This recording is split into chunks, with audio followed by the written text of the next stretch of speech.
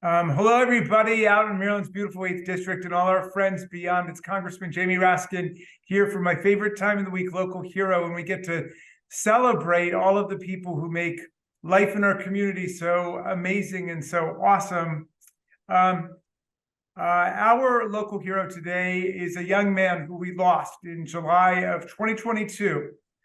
He was my friend, he was my neighbor. His name's Noah MacMillan, and he was a remarkable young artist and a gifted athlete. From a little boy, he was a gifted chef. He was a generous teacher, a wonderful friend and husband to his fiance, Hitomi, and a wonderful son to the two people who you're about to meet. My friends Jeff and Lucinda, Jeff MacMillan and Lucinda Leach, who are parents of Noah MacMillan. Now, we're recognizing Noah because his stunning and provocative illustrations were published in a whole bunch of news outlets, including the New York Times, Smithsonian Magazine, Bloomberg Business, Sports Illustrated, and Riverfront Times, to name just a few of them. But the crowning and extraordinary achievement of his life, truly surpassing, was one of his final arts projects. And it was an illustration that united his passions for art and for the game of soccer.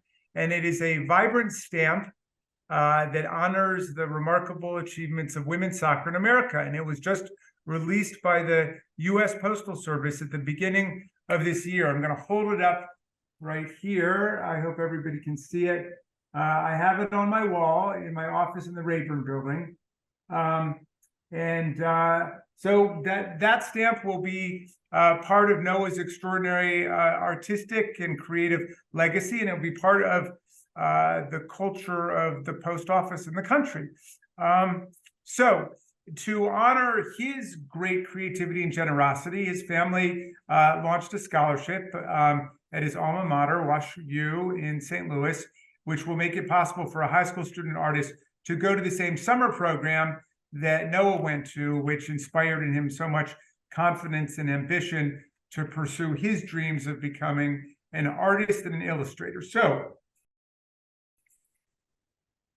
we're celebrating Noah's stamp, and we're celebrating Noah. So thank you, Jeff and Lucinda, for being with us. And tell us, if you would, some stuff about Noah MacMillan. And you can say some stuff about Seth and Julian, his twin brothers, or his brothers who are twins, I should say, who my kids all grew up with. And say something about the stamp, if you would. Well, I would say that Noah grew up here in Montgomery County and started drawing from the time he could hold a pencil. And we always sort of knew that art would be his passion and his career in one way or another.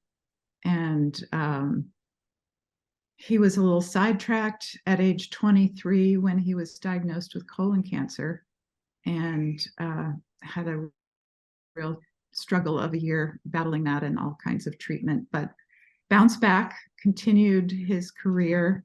And then 7 years later, unfortunately, it came rolling back again. And so his last 3 years were a struggle, but he continued to follow his illustration career during that whole time. And the stamp was one of the last things that he produced, and was commissioned by the U.S. Postal Service to do it, I think, because he had a history of doing soccer illustration.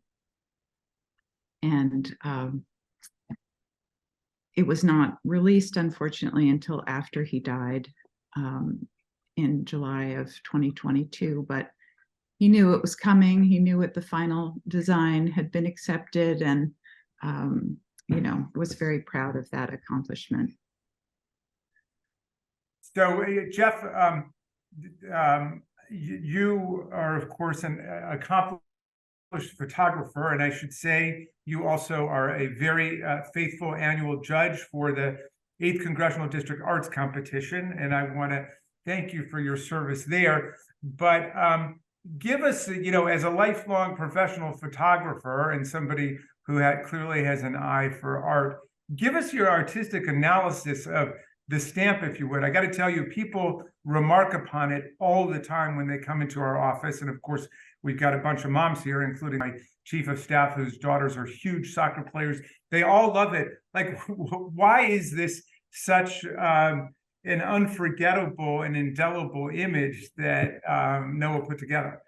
You're absolutely right, Jamie. It's so dynamic, and it's the image of a woman doing it, gives it sort of a little spark there that you don't expect, and it's just in tune with the great graphic. I don't want to go overboard here, but it's got that great dynamic quality that great posters have that get your attention and you don't get tired of seeing them.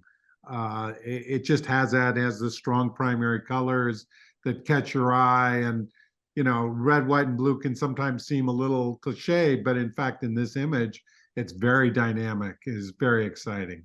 So yeah, I mean, I love the fact that the cleat is in your face. It's like she's just dribbled past you and she's about to score the goal. But I love the fact that Noah's got parts of the player coming off of the stamp. It looks like her hand and her hair, and it's just bursting with life, and it's extraordinary. And it's so funny in that it's got such a quirky feeling about it that a lot of times we'll go into different post offices and they'll have it at the wrong angle, but it still looks right. It's sort of this weird futurism art piece or something that people are kind of like, wow, that's wild, but I don't know which angle to put it. It's kind of fun that way. But as a former soccer player yourself, Jamie, you know how exciting the game can be.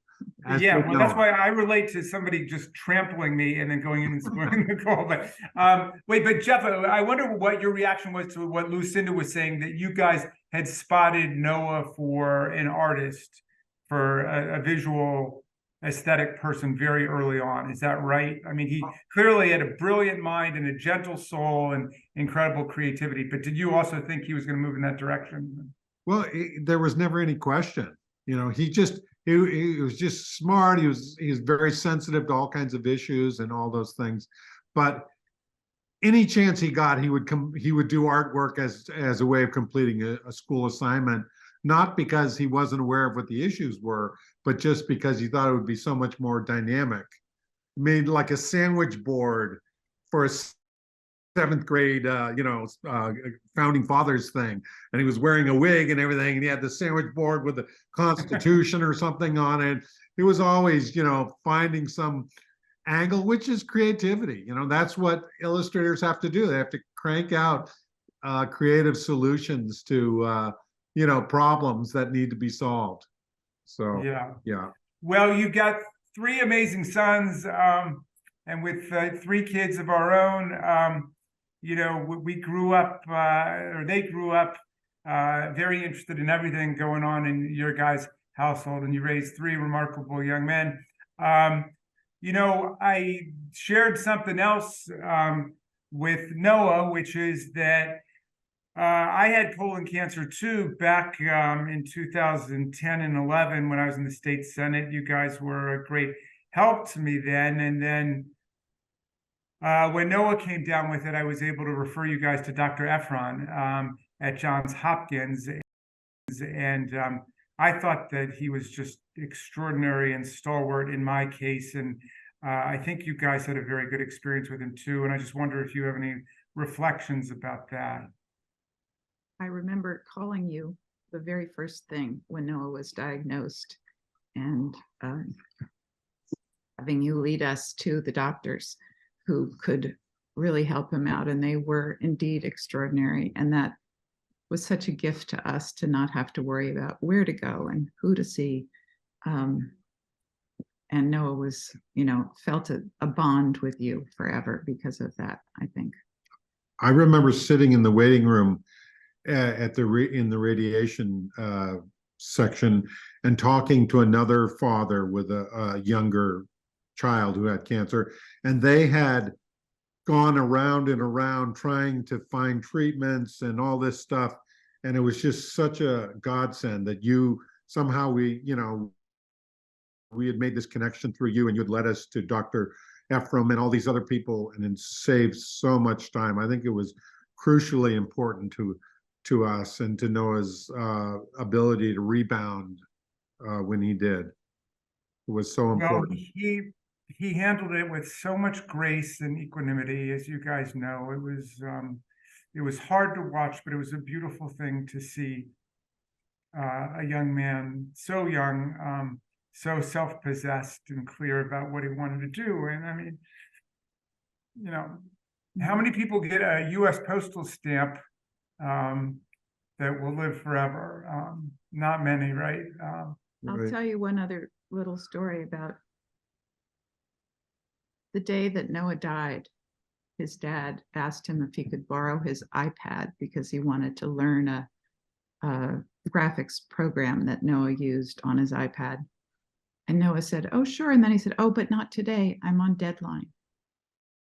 So he was on that day still working on his illustration, and never gave up, basically. He was working for an art director out in California who once Noah had turned in an assignment for him, and this guy had said, "This is the nicest illustration anyone has ever done for me."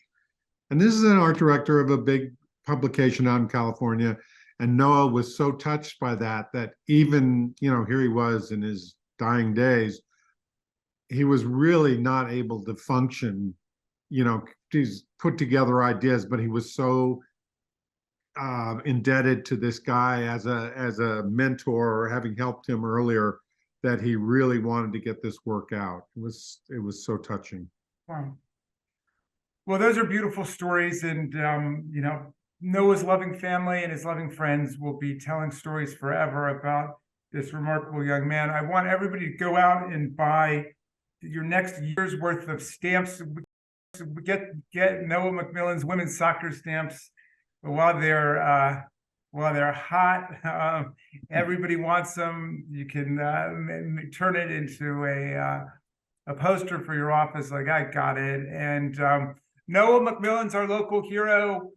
Jeff and Lucinda, thank you for joining us. I loved everybody in your family, and we really appreciate your sharing those beautiful memories about your son with us. Thank you, Jamie. Thank you. And to your staff as well that arranged this.